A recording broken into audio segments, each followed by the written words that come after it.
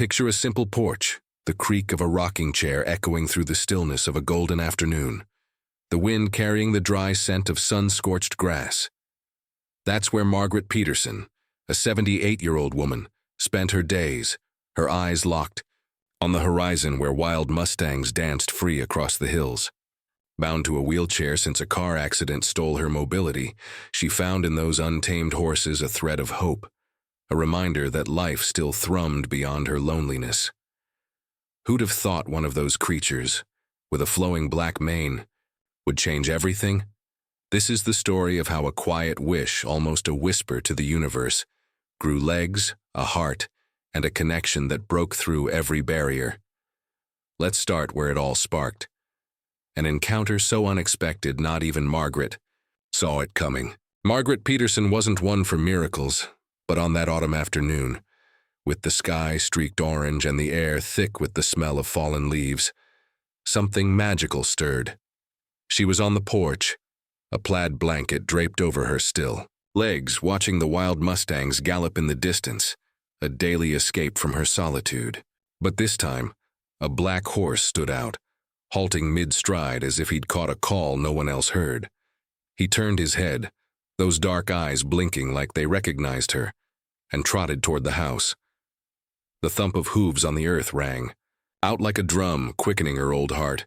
He was a wild mustang, pure and unbroken, his mane swaying like a banner of freedom. Margaret held her breath, fingers gripping the wheelchair's arms as he stopped a few yards off, steam puffing from his nostrils in the crisp air. Neighbors would call it crazy. Wild horses don't just wander up to people. But there he was, staring at her with a curiosity that felt almost human. She let out a raspy chuckle, the kind that hadn't come in ages, and thought, is the universe trying to tell me something? No way to know, but that first glance lit a spark of hope in a chest gone dim. That meeting didn't end there. No. The horse lingered, nibbling at the sparse grass around her place like he was sizing up this white-haired woman with tired eyes.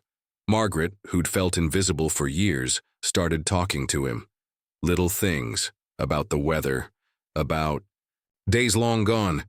He listened, or seemed to, twitching his ears her way. Who hasn't felt like an animal gets us better than anyone? The day faded with the sun dipping behind the hills, and he rejoined his herd, but not before tossing her one last look. Margaret stayed put, her heart lighter than it had been in forever, wondering if he'd come back. Was it just a fluke or the start of something bigger? And what if I told you he did come back, huh? Not just once, but with a breath of life she didn't even know she could still feel. And he did come back, you see. It wasn't a one-off loss to the wind. The black horse, who Margaret named Shadow one quiet morning, seemed to pencil her porch into his wild routine. The sun barely peeked up, painting the sky in lavender hues, when she'd hear the faint clop of hooves, a rhythm that became music to her ears. The air carried the damp scent of dew mixed with his earthy musk, a smell that made him more than just a shape on the horizon. Shadow always stopped in the same spot, a few paces from the fence, watching her with eyes that shimmered like they held secrets of the hills. Margaret started looking forward to him, you know. She'd wake earlier, asking her granddaughter Emma to set out a bucket of fresh water and some market carrots, nothing a wild mustang should fancy. But she tried anyway. At first he'd just sniff the air, wary, his muzzle quivering like he was testing the breeze. Then one late afternoon, with the sky puffed with fluffy clouds, he took a step further, stretched his neck and nabbed a carrot from her shaky hand. The brush of his soft lips against her fingers hit like a jolt, a moment of connection that brought tears to her eyes. "You're a stubborn one, aren't you?" she whispered, laughing to herself. Bit by bit, the gap between them shrank. Shadow edged closer, sometimes nudging the porch railing with his nose, letting Margaret run her calloused hand through his tangled mane. The warmth of his massive frame, the low huff of his breath, filled a hollow the accident had carved in. Her life. It was like he knew she needed something to hold on to, a purpose her wheelchair couldn't steal. Who'd have guessed a wild critter would turn into the medicine no doctor could prescribe? It wasn't just her changing. Nope. Shadow seemed lighter too, less skittish, like those visits were a break from the rough life out there. Sometimes, he'd stay till sundown, sprawled on the grass while Margaret spun tales of her youth, dances she twirled through before the world flipped upside down. Did he get it? Or just like the sound of her voice? Trouble was, not everyone saw the charm. In this friendship, as their bond grew, some sideways glances started popping up, and soon a neighbor would knock with a talk she didn't want to hear. Margaret had gotten used to waking up to Shadow trotting around the yard, the sound of hooves on soft dirt turning into a wake-up call no clock could beat. The smell of fresh coffee mingled with the wet grass scent he brought, and she'd spend mornings tossing apple chunks his way, giggling when he'd shake his head like he was saying more. But that slice of peace cracked when Tom Hargrove, a big old rancher with worn boots and a hard stare that carried the weight of the hills, showed up on her porch one sticky afternoon. The sun beat down, sweat trickling off his brow as he pointed at the Mustang grazing nearby. "That's a risk, Margaret," he said, his voice rumbling like distant thunder. Tom wasn't a bad guy, just had his reasons. He raised cattle a few miles off, and a wild horse poking around was the kind of thing that kept him up at night, fretting over busted fences and spooked calves. "These Mustangs don't belong here near folks," he pressed, arms crossed as a hot wind kicked up dust. Margaret listened, quiet, fingers tapping the wheelchair's wheel, but inside she thought, who gets to say where he belongs? Shadow was more than a beast to her, a friend, a piece of freedom the accident had snatched. She wasn't letting go over some jittery cows. Word spread fast, like wildfire on dry brush. Neighbors who used to just wave from afar started whispering over fences, some pitying, some mad. "What if he turns mean?" they'd ask, while Margaret rolled her eyes and shot back. "He barely knows how to bite an apple right, let alone a person." She tried to keep it light, but their words piled up, heavy like storm clouds rolling in. Even Emma caught wind of it at school, kids saying her grandma was losing it over a horse. Margaret didn't back down, kept calling Shadow over, offering water and pats even when she spotted Tom cruising by in his truck with that disapproving squint. It was like she and the Mustang had a silent pact. No one was splitting them up. But the community wasn't about to let it slide, and the murmurs soon turned into something louder, a pressure she felt on her shoulders every time she opened the door. The worst was still coming, though, 'cause time doesn't spare anyone. A real storm, the kind that bends trees and spooks even the bravest critters, was about to test that bond in a way Margaret couldn't dream up. The sky came crashing down one night Margaret would never forget. The wind howled like a starved wolf, ripping branches off trees and hurling rain against the old house's windows, which rattled like they were begging for help. She was out on the porch, gray hair plastered to her face by the downpour, squinting into the dark for Shadow. The air reeked of wet earth, a sharp chill slicing through the blanket slung over her shoulders. He hadn't shown that day, and something, in her gut, a hunch she couldn't shake, told her the Mustang was in trouble. When lightning split the sky, she saw it, a shadow limping toward the fence, his gait crooked and slow. Shadow was hurt. Bad. A deep gash ran across his front leg, black fur slick with blood thinned by rain, and he let out a low whinny, almost a moan, that squeezed her chest like it hurt her too. Margaret didn't think twice, yelled for Emma, who bolted out with a flashlight and a clean rag, feet slipping in the mud. "He's trusted me this far," she told her granddaughter, voice steady despite her shaking hands. Together they rigged a shelter from boards and an old blanket, and Shadow, worn out, let her clean the wound with warm water, his dark eyes locked on hers like he was saying, "It's okay." The community didn't stay quiet, of course. Tom showed up the next day, hat dripping water onto his muddy boots, warning that a hurt horse was double trouble. Could get mean, draw predators. "You're playing with fire, Margaret," he grumbled, but she didn't flinch. "Then let me burn," she snapped, fingers still caked with dirt and blood as she stroked Shadow's neck. Anyone who's cared for someone they love knows how. 'Tis. You don't quit, even if the whole world thinks you're nuts. He stayed put, quiet, his body heat warming the cold air around them. Recovery wasn't a breeze, you see. The rain stopped, but the wind still whistled through the cracks, and Margaret spent hours by his side, swapping bandages with a patience she didn't know she had. Shadow seemed to get it. Didn't pull away, didn't snap, just rested his head near her, his breathing a lullaby. It was like that storm had sealed something between them, a trust no thunder could shatter. Did he know how much she needed him as much as he needed her? But time was against them. While Shadow healed, the rumors swelled, and soon a pickup from the authorities would roll up the road, bringing a threat even Margaret's grit couldn't fend off alone. The dust still hung in the air after the storm, but peace didn't last. One gray morning, the growl of a pickup climbing the road twisted Margaret's stomach. It was the authorities, khaki uniforms and clipboards in hand, saying Shadow had to go. "He's wild, ma'am," one of them said, voice flat as the gasoline stink from the engine mixed with the damp air. Margaret, in her wheelchair, eyed the Mustang grazing calmly by the fence, a weight climbing from her chest to her throat. "Wild to you, maybe," she shot back. "To me, he's family." The neighbors were already watching, some relieved at the news.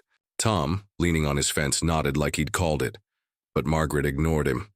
It was Emma, her bright-eyed granddaughter, who lit a spark. "What if we took him to a sanctuary, Grandma? Somewhere he'd be safe and free." The idea flared. In her, not perfect, but better than losing Shadow for good. They spent the night digging, the click of the mouse ringing through the room while the wind outside seemed to cheer them on.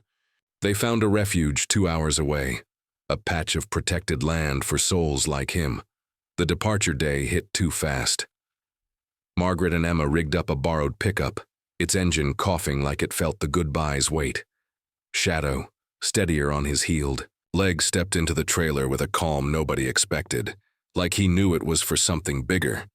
Margaret stayed by him till the last second, hand on his matted mane, his warmth thawing her cold fingers. "You'll be okay, my friend?" she whispered, eyes wet as the trailer door's clang sliced the air. Did he know this wasn't goodbye forever? The drive was a heavy quiet, broken only by the engine's hum and Emma's sighs, her fingers tapping the wheel.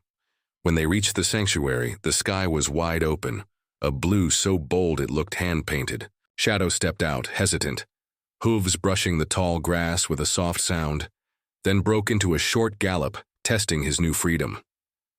Margaret watched from the window, heart tight, but light, thinking, sometimes love means letting go. Would he remember her in this strange new place? He settled in quick, you know. The caretakers said Shadow soon ruled the roost among the other horses, but Margaret still carried an ache only a visit could fill. The sanctuary was a world apart, endless green hills alive with the clatter of hooves like nature's own symphony. Margaret rolled in one spring afternoon, the air sweet with wildflowers swaying in the breeze. Her wheelchair jolted along the dirt path, but her eyes were glued to a spot far off. The black Mustang, mane fuller now, stride sure, galloping with the herd. Emma pushed her along, chuckling. "Look at him, Grandma, he's running the show." When he spotted her, he froze, ears up, then trotted over with a spark that made her heart leap. That reunion didn't need words. He dipped his head, muzzle, brushing her hand with a gentleness that stung her eyes in a good way. His heat, the earthy grass smell off his coat, felt like a hug across time. "You didn't forget me, did you, you rascal?" she said, voice thick as he huffed, almost answering. The caretakers said he was the leader there, a symbol of grit guiding the others. But to her, he was still the friend who wandered up that random afternoon. Anyone who's had a critter like that knows. They leave marks distance can't erase. Margaret came home with a fire in her chest and hung his picture in the living room. She started sharing their story with anyone who'd listen. Emma's school kids, neighbors who'd once scoffed. Even Tom dropped by with a coffee, admitting, "You were right about him, Margaret. He was special." She grinned, thinking maybe the universe plopped him in her path to prove even the weariest hearts can shift. The tale spread like warm gossip through town, a nudge that empathy and guts change more than we reckon. Shadow kept reigning at the sanctuary, and Margaret's visits became regular, each one a thread stitching their legacy. She'd bring photos. For the kids, show off that black horse galloping free in Emma's shaky video, and talk about how he brought hope when she needed it most. Sometimes healing sneaks in from the oddest places, she'd say, eyes shining with a peace the accident couldn't snatch. Would that story stay just theirs, or fly further? It flew, you see, 'cause Margaret decided that bond deserved more than memories. It deserved to become something lasting, something to touch hearts beyond her own. Margaret came back from the sanctuary with more than memories. She came with a mission. Sitting in the living room, the old clock ticking away, she grabbed a beat-up notebook and started writing. The scratch of the pen was near a whisper, blending, with the chamomile tea's scent wafting from the cup beside her. Every word captured a piece of her time with the Mustang. The day he showed up, the storm that nearly tore them apart, the gallop free in the sanctuary. She wrote like she was chatting, a smile tugging her lips, thinking maybe those lines could warm other lonely souls. Would anyone believe a wild horse flipped a whole life around? That notebook turned into a treasure in town. Emma read bits to her friends who told their moms who passed it to neighbors, till one day the pastor asked to hear it all. One Sunday night in a hall smelling of old wood and candles, Margaret read aloud, wheelchair parked by the pulpit. Her voice quavered with feeling, but the listener's eyes glowed with a fresh warmth. Even Tom was there, scratching his beard and nodding with new respect. "You made me see horses different," he confessed later, and she laughed. "Sometimes we just need a little shove from four legs." Who'd have thought the skeptic would turn fan? The story didn't stop at those few streets. A local teacher took the notebook to class, and kids started sketching black Mustangs racing under the sun.